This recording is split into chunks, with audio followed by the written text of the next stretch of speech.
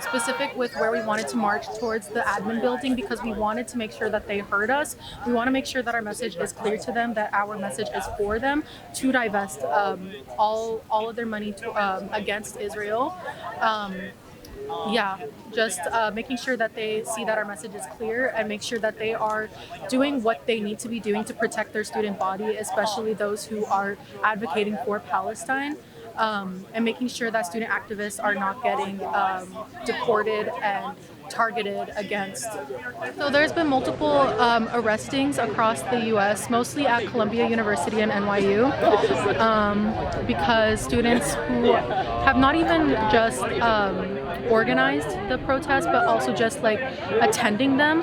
We've seen students get targeted by the Canary Mission, students targeted by any Israeli groups on campus, any Zionists on campus, and that being used against them, and that being used against their residency here. Despite having legal residency in America, they're being targeted for advocating for Palestine, which is something we've never seen before.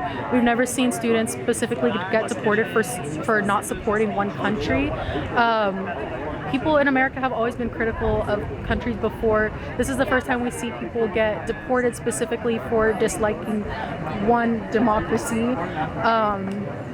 And we just see that heightened suppression, and it's important that we speak up for the students who are getting deported and targeted, because they're getting stripped of all of their resources. They're getting stripped of a home that they built here, all the resources that they built here, and all the family that they made here, and getting sent back for some of them, to homes like that don't exist anymore.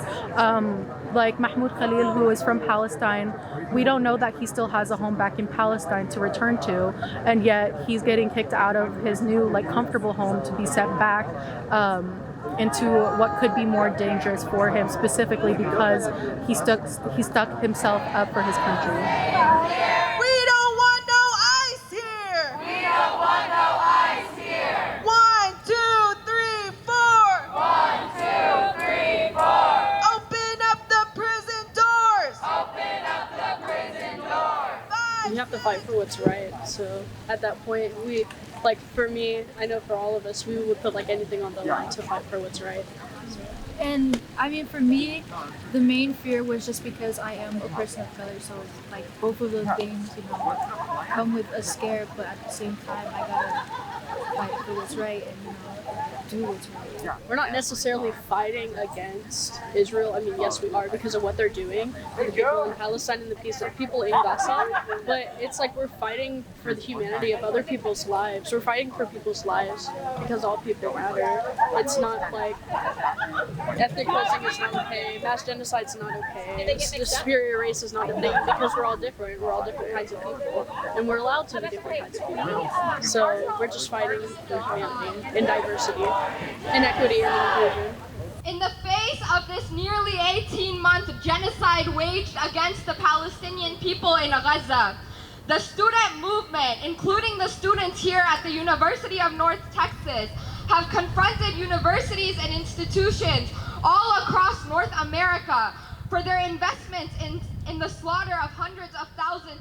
So Students for Justice in Palestine has been here on campus all week. We've been hosting tablings, popular universities, other events, film screenings, as well as protests and demonstrations such as the one that we were at today, to send a very strong message to our university that the students are united as ever, the student movement is united as ever, and we demand full divestment.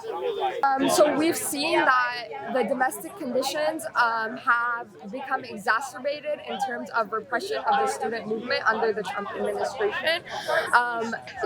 Even prior to the Trump administration, university administrations were putting students on probation, suspending students, withholding degrees, arresting them, detaining them, including here at the University of North Texas, where pro-Palestinian students were detained last semester for protesting against IOF soldiers, including students here at UNT who are currently on probation for organizing protests. We've seen this kind of repression, for as long as the movement has existed. At the same time, we've seen it become exacerbated under the Trump administration, with the kidnapping and detainment and threatened deportation of multiple different student activists, including Mahmoud Khalil. I think what's clear is that the masses of students stand with Palestine. From our protest last semester to our protest now, the students have been unwavering in their commitment to showing up and showing out for a free and liberated Palestine.